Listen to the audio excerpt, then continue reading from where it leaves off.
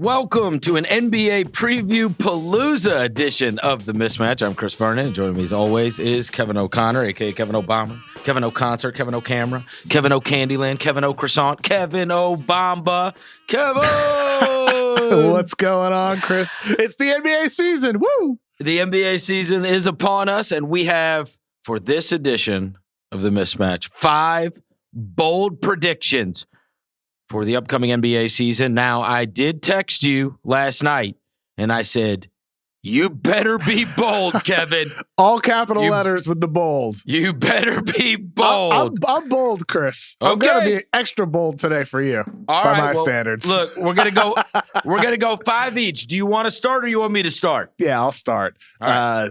The Clippers get the 6th seed and Kawhi Leonard returns. Oh, this is bold, and I hate it. Yeah, you hate it because it means your Grizzlies are getting bumped out of a guaranteed playoff spot. What? But here's why. I think if you look at the Western Conference playoff race right now, there are really 5 locks in my mind here. Suns going back, they went to the finals. They'll be in the playoffs again. The Utah Jazz, I really believe will be even better this year. You got the Lakers, of course. The Warriors, they're going to be right back in it. I'm incredibly high on what they can be. And you have the Nuggets with Nikola Jokic, the returning MVP, and we'll talk more about them later, I'm sure. And then that 6th spot, that's where it gets tough. You got the Clippers, you got the Blazers, you got your Grizzlies, the Mavericks with Luka. There's a number of teams that could fight for that spot. I think the Clippers are going to get that. I think they're a deep team here. And Paul George, if you look at what he's done the last couple of years without Kawhi Leonard, last season he averaged 29 points per 36 minutes with Kawhi off the floor versus 22 points per 36 when Kawhi was on the floor. He has successfully stepped up, elevated his scoring. Assists haven't dipped. Defense hasn't dipped. Efficiency hasn't dipped. And I think we have a deep Clippers team here that is going to get that MVP, numbers-wise version of Paul George, where we're talking about him in that conversation at some point inevitably throughout the year. And for Kawhi, he himself said a couple weeks ago, if I had took the 1+1 contract extension, I probably would not have played to be cautious and then opted into the 5-year max deal next offseason. He's saying that by taking the deal that he did multiple years, it's giving him security and more confidence to come back this season if he's able to. And by April, it'll be 10 months.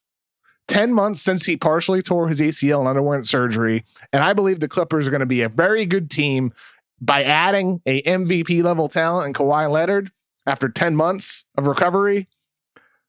It's going to happen. That's my bold prediction for the Clippers, Chris. This team is going to be good. Paul George is going to put up numbers, and Kawhi Leonard will return to make them a serious finals threat in April.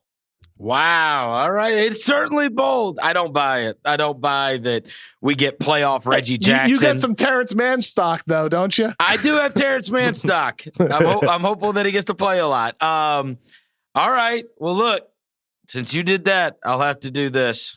And I wasn't going to make it my first one. And look, let me just say, in fact, I should have buried this at the end to when hopefully our boss isn't watching.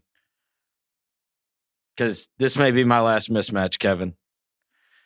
The Celtics will be no better seed than they were last year, and they're going to be in the play-in again.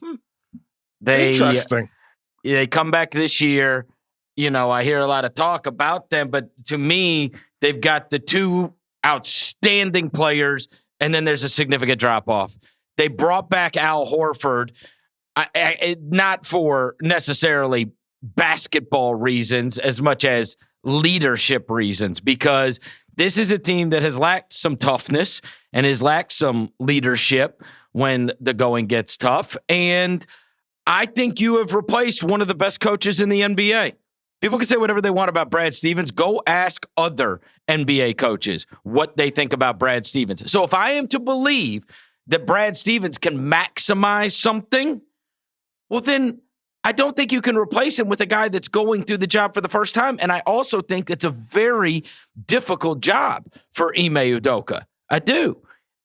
Usually, teams that are expected to win are not hiring first-year head coaches. And that's usually a job that, you're able to build with the team. And you learn as you go. As you grow as a coach, the coach is growing also. In fact, that's what happened with Brad Stevens when he first took over, right? And Udoka is taking a team that is expected to win right now with Jaylen Brown and with Jason Tatum. And so I think there's a big drop-off after, they have had these last couple of years where they've had Gordon Hayward or they've had Kemba Walker, despite whatever you want to, and then before that, Kyrie Irving, like they've had a third guy on these teams over the course of the last couple of years, and they don't have that anymore. And so a loss of one of those two for any extended amount of time is an absolute killer. And this is really a bet on how are they going to be better this year than they were last year. If you want to say that the Tatum thing was COVID and that Marcus Smart wasn't right and Tristan Thompson and all that stuff that was going on, but I don't think they've made massive roster improvements. You are hoping for development of some of those young guys. And I think that if you've got a coach like Brad Stevens, you are prepared to play every single night, and you do, in many cases, have an advantage in the game planning. And so he's now no longer on that sideline, and it's a guy going through it for the first time, and there will be a learning curve involved with being a first-year head coach. And so I can't believe that the Vegas number is so high on the Celtics. Of course, I think Tatum's great. I think Jaylen's great, but first-year head coach, not a big roster improvement.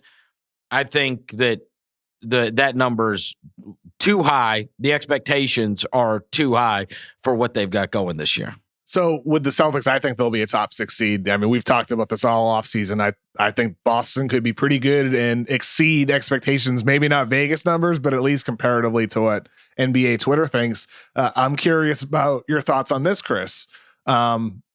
You said they won't finish any better than last year, which was the 7th seed. Mm-hmm. So do you believe like the top 6 remains the same? Sixers, Nets, Bucks, Knicks, Hawks, Heat? Or do any of those teams get flipped out for like Wizards, Pacers, Hornets, Bulls, Raptors group of teams? Like, does a team slide down in this situation here? I think the top 6 teams will be the top 6 teams again. Yes. I think Philly, Brooklyn, Milwaukee, Miami, Atlanta. Your real and New bold York. one here is that the Bulls don't get in the top 6. A lot. Well, I mean, considering all the additions, that means they maybe so fell short of what their expectations are as a franchise. Yeah, maybe so, but I mean, I think they're right there. I think that they in Boston will be fighting with Indiana. Okay, yeah, maybe, yeah. Okay, for that, those 7 and 8s. I think we're going to see a team slip out. I think Atlanta or New York could slip out of the top 6 into the play-in. Not that they'll be like bad by any means. I'm not saying that. I think that's what we're going to see happen. The East is good, dude. The East is really good. It's really a testament to the strength of the Eastern Conference, not the inabilities of any of those teams. I agree with you. All right, your next bold prediction. This is the year the mainstream media turns on Luka. Ooh. This is the year. It's going to happen. I've been watching the Mavericks in preseason, and Luka he had a step forward last year on the defensive end. He has taken 2 steps back in the preseason. Of course, it's just preseason, but he just looked unmotivated to me. He looked out of shape. With Kristaps Porzingis clearly becoming more of a focus of the Jason Kidd offense, more early touches. Maybe at some point there could be friction this season between those two. Luka's not even bringing the ball up the court every time like he has in the past. Tim Hardaway Jr. is bringing it up more often now too. So I think about this team. I think about how loaded, as I said earlier, the Western Conference playoff race will be for those last couple spots. With a new coach, new system tweaks, it just seems to me that this is a team that's ripe for Stephen A. Smith going on TV saying Luka needs to stop partying, drinking, smoking, and maybe even his classic, stay off the weed. All right, so you think they're going to turn on Luka this year? Yeah, I don't know, dude. It's just It's just a hunch. Doesn't it happen with every top 5 player at one point? It does. Like all of them go through it. You know what? And I'm going to use feels that. Like the year. I'm going to use that for my next prediction, Kevin, because a guy that was kind of turned on a little bit and then went crazy in the playoffs, won the finals MVP, and won everybody over again. Giannis is going to do what only a few guys have done in NBA history, which is win his 3rd MVP Chris, in 4 years. I have the same thing on my list. No, that's my really? 3rd one. Giannis wins his 3rd MVP. Well, yeah. and look, I wasn't sure if this one was bold. Hey, it's not bold. I should have just said it's not bold enough. Here's the thing: you're pulling off the slam, right? Because he was all-star That's MVP. That's why it is bold. That's why all-star MVP, Finals MVP, come back the next year, your regular season MVP. Yeah. I mean, you are in a very, very. It is bold because you become in a very small class of guys that have won. Kareem won it in 71, 72. Then there was the break year, and then 74. And then, of course, he won in 76 and 77, too. Bill Russell went 61, 62, 63. Didn't 64, won in 65. You have Jordan, who went 88, 91, 92, and then there was the break, and then he came back. Wilt went 66, 67, 68. LeBron, 2010, 2012, 2013. Moses Malone, 79, and then 82 and 83. And then, of course, you got the Bird. That was 84, 85, 86. Magic, 87, 89, 90. And I just listed off virtually every player that has won 4 or more, or 3 or more MVPs. And these are, the best of the best. Yeah. And I think you're doing this at a young age to pull off winning 3 MVPs in 4 years. His is the team that's got the least distractions. Miami, they've got new players. I think they're going to be an outstanding team, but they're going to have to, they've got some new guys that they're running back, and it's going to take a little bit of time. Philly's got their whole mess with Ben Simmons. Brooklyn's got their whole mess with Kyrie. There's absolutely no issues with Milwaukee. If you watch the preseason, Giannis is pulling up threes in transition. His shot, looks legitimately smooth. This is a guy that clearly did not just rest on winning the title. This is a guy that won the title and still feels like he has something to prove. It's not an exaggeration to say he clearly was in the gym this summer working on getting better from being a guy who dropped 50 points in a closeout game in the finals. He looks better. And so this is, you had the break year where it was like, okay, but he didn't win in the playoffs and cool numbers, bro. Now he puts up, now all of a sudden those numbers look insane again. They were insane last year, by the way. It's just people were over it. Well, we had the break year, and then he won everybody back over by dropping 50 and closing out and winning an NBA championship. And he now will come back this year and have an outstanding team. He'll put up silly numbers, and he'll win a 3rd MVP in 4 years. I love it. I'm with you, all right, Chris. So all right. Then if we match up on that one, then I guess I got to go to my next one, right? Sure. James Borrego is the first coach fired. Wow, that's very bold, Chris. Out of nowhere. This is. So you think Charlotte's a disaster then? Yeah. Huh. I think. Oh, I know. There's a difference between disaster and last year. They were there in that 4 and 5 slot for a long time, and they were one of the fun, exciting, great stories in the league. It gave an expectation that they can be really good. And then, of course, they lost some guys in the offseason. They lost Zeller. They lost Monk. They lost Devontae Graham. And they lost some players. I know they've added some players also. I'm not a huge Oubre fan. I went through this with the Warriors fans last year, and then by the end of the year, they were like, "Oh yeah, you're right." Look, I think when you have that kind of success, now you give the impression that you're capable of that. You had some weird stuff going on at the beginning of that last season where some of those teams were just not playing at a level that was expected, right? Miami came back. They weren't as good. You had Atlanta, which had spent a boatload of money in the offseason. They were an absolute debacle until they moved off of Lloyd, and then they moved to Nate McMillan. So I think you just had some extenuating circumstances last year that led to them being able to sneak up on people, and they were like right there up in the standings. And so now you get into it's not as good this year. And if you're management, you're not going to blame yourself, right? This is the way it goes. When someone is, you try to find the team that's not living up to expectations. Okay, so they're not living up to expectations. So whose fault is it? And you can't blame all the players, so you end up taking it out on the coach. And I'm not saying that James Borrego is not a good coach. I'm not saying that James Borrego deserves it. But there have been a couple of alarming results.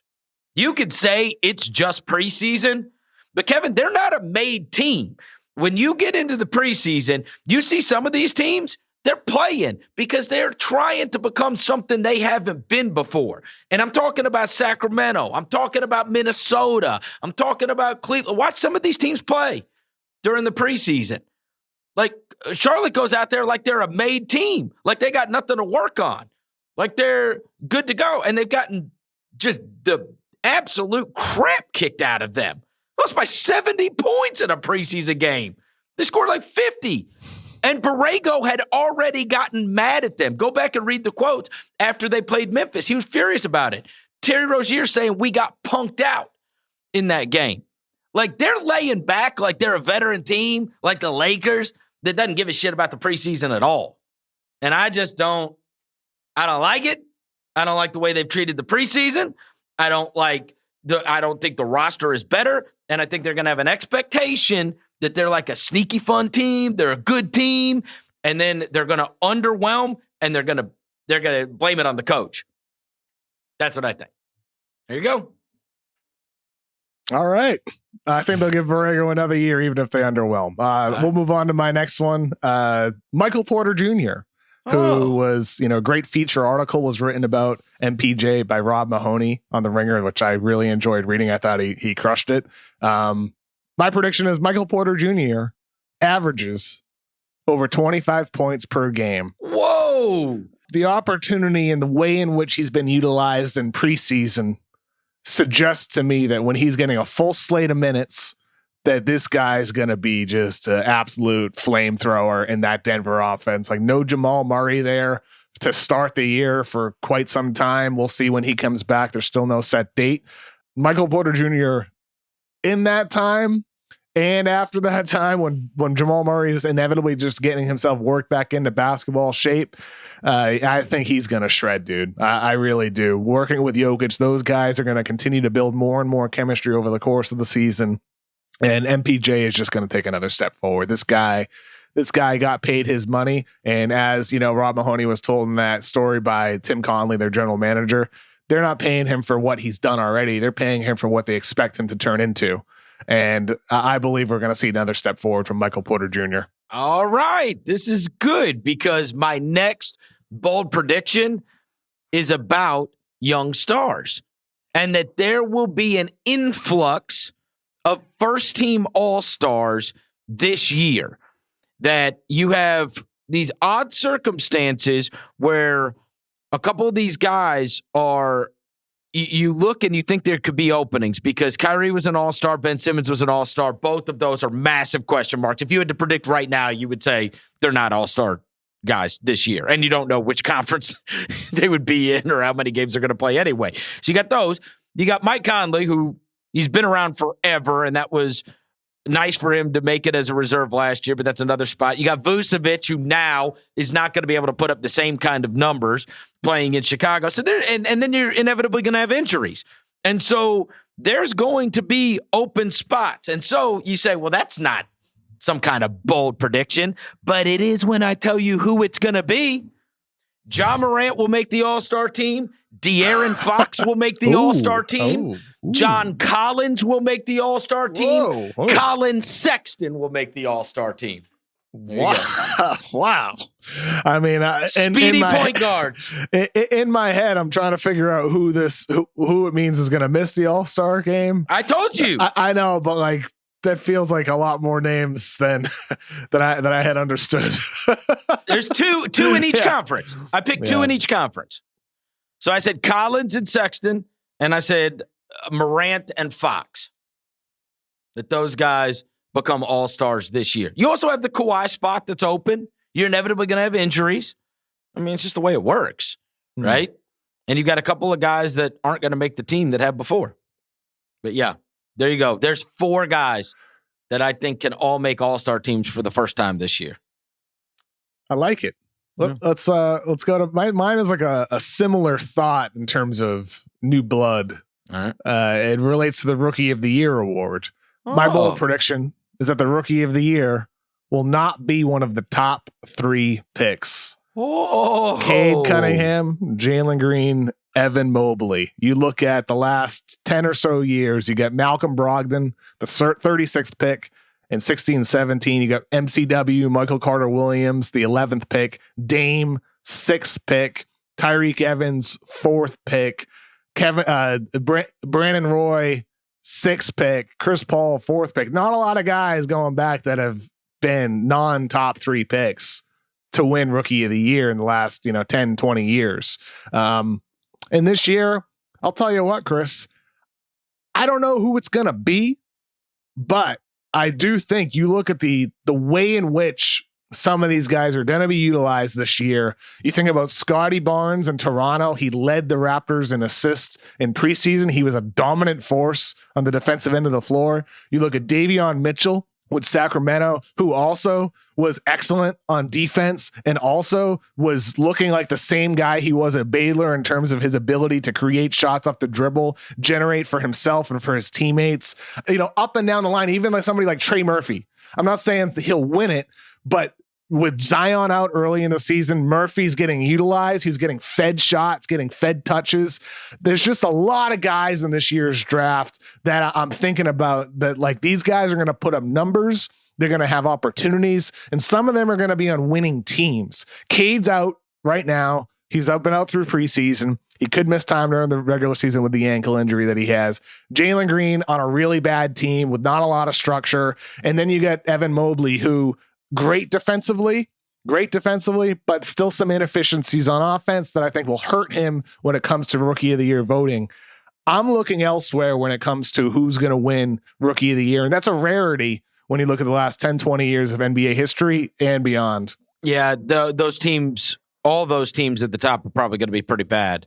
But as you get a little bit lower, and to your point, guys that have been on not terrible teams have been winning it recently. LaMelo Ball was not on a terrible team. Ja Morant was not on a terrible team. Luka Doncic, not on a terrible team. None of those guys were on terrible teams, like when you were talking about some of the other guys. And Malcolm Brogdon, in fact, won that year, and people were trying to promote Embiid, even though he played like 30 games in that. But you're right. Like Carter Williams, Wiggins, Towns, like all these guys. There was a run where it was a lot of guys that were putting up numbers on bad teams. But these last 3, they've all been impactful guys on teams that were pretty damn good. All of them. LaMelo, Ja, Luka, Ben. All 4 of them. The last 4. The Ben Simmons went first. Luka went third. Ja went second. LaMelo went third. You're right. All of them were on impactful teams. Yep. And that was part of it. Part of the reason why those teams were good is because they were greatest rookies. But you know what? I really am seeing that happen in this year. I saw a rookie last night that I had not seen yet. And man, Indiana, it appeared to me that they did it again with they have had so much success over the last 10, 20 years in Duarte, middle of the pack. Boy, he is good. Yeah. I mean, he does he's got good vision. He's good off the bounce. He can shoot. He can drive on you. Duarte was super impressive to me. He really was. He's got skill, dude. He really has skill. Yeah, it's a good draft class. I really think it's going to be pretty apparent pretty quickly that we have a really strong 2021 draft class. Next guy I'm going to mention is actually, who knows how many minutes he's going to get. Probably not all that many, but maybe was a late pick in this particular draft too, who's a kind of a ready-made guy. And that is Quentin Grimes, who played at Houston, but he's on that Knicks team. And that Knicks team, I think Vegas thinks it was a fluke. Most people think it was a fluke, but I'm telling you this, that Thibodeau team, they like each other. They play harder than hell. And during the regular season, that bodes really well. And that was the first time through last year. And, you know, theoretically, they played Elfrid Payton a ton of minutes last year. They lost Mitchell Robinson last year. They should get Robinson back. The whatever you think about Kemba, and Kemba back in the Garden is great, but replacing Elfrid Payton with Kemba is just a monster upgrade. And that Knicks team is going to have the best season that they have had since the 2012-13 season. They won 54 games that year. Now, they're not going to win that many, but 41.5 as their Vegas over-under that's ridiculous to me. It's ridiculous. Why are they not going to be good?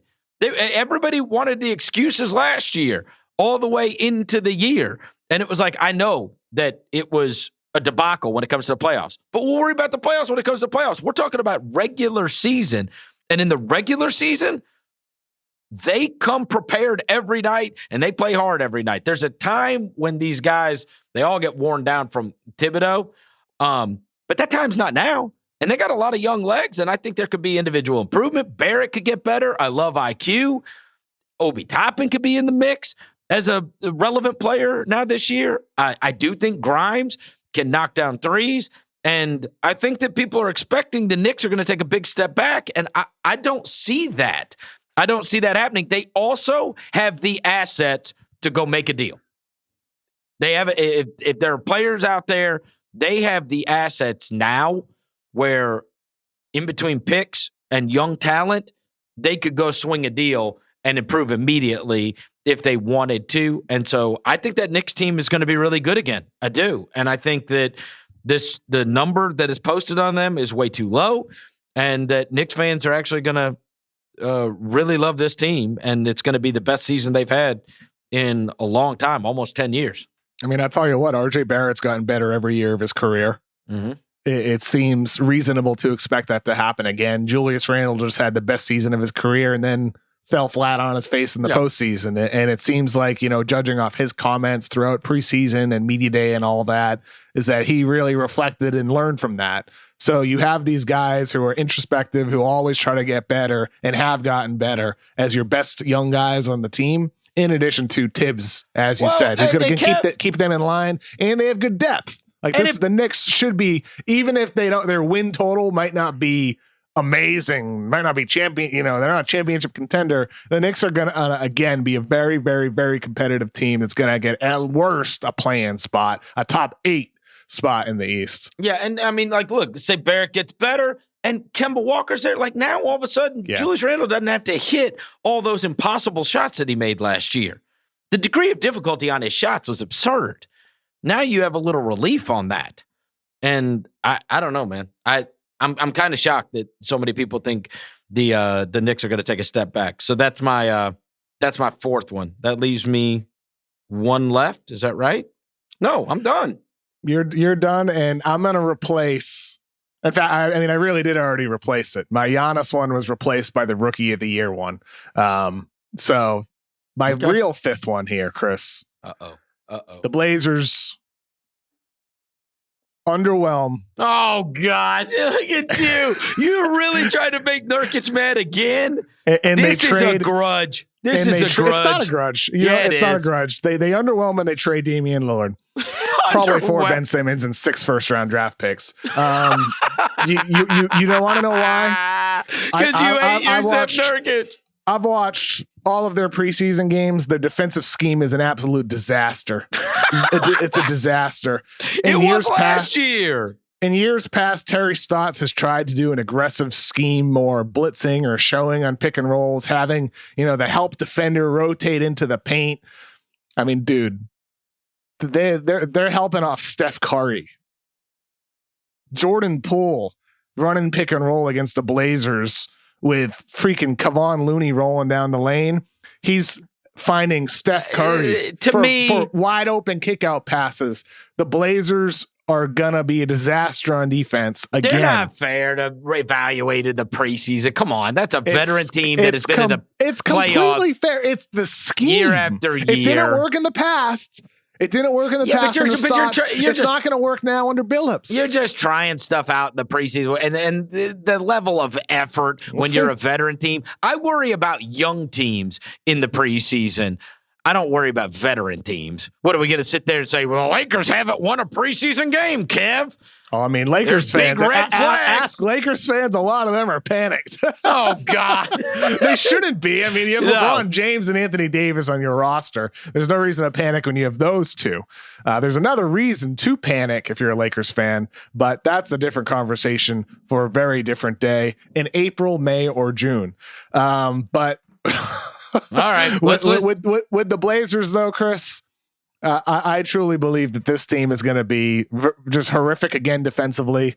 And at some point, either the Blazers themselves or Damian Lillard say, now it's time for a change.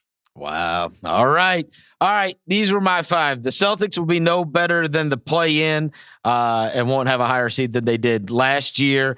James Borrego is going to be the first coach fired. Giannis is going to win 3 out of 4 MVPs. There's going to be an influx of new All-Stars this year, including De'Aaron Fox, Ja Morant, John Collins, and Colin Sexton. And the Knicks are going to have their best season since 2012, 2013. In mine word, the Clippers get the 6th seed. Kawhi Leonard returns. This is the year the mainstream media turns on LUKA. Like you, Giannis wins his 3rd MVP. Michael Porter Jr. averages 25 points per game. And then since we had the same one with Giannis, the Blazers missed the playoffs and trade Damian Lillard. So I had 6, you had 5. Yeah. And those are bold, Chris. No, I'm feeling excited. They were bold, but they weren't stupid. And they were bold, but like you could see any of these happening. Could happen. I agree. Yeah. Any of them could happen. And that's why I didn't even make this bold, because it's a sure thing. And you were sitting there waiting. You said, all he mentioned was Ja Morant. That's it. That's all we're going to get.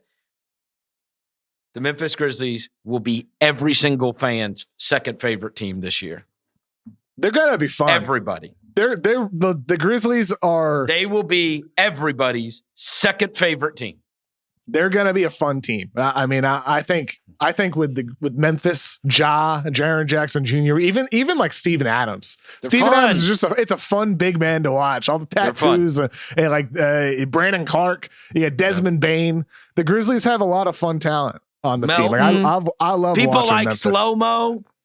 Yeah, Kyle and like a lot of personalities. Dylan Brooks makes everybody mad. Yeah, he's a pest. He's a pest if you're rooting for the other team. All right, we did good. Yeah, I think we were actually bold. You might have a new co-host after my Celtics prediction, but that's true. I mean, I'll tell you what, Chris. This NBA season, a lot of past couple weeks with the Ben Simmons, Kyrie Irving, Zion injury, everything that's happening around the NBA. A lot of controversy. Yep. But speaking strictly about basketball, this conversation gets me fired up. I'm really excited for this year. I'm super excited too. All right, that is going to do it for our NBA preview Palooza edition of the Mismatch. Thanks for watching.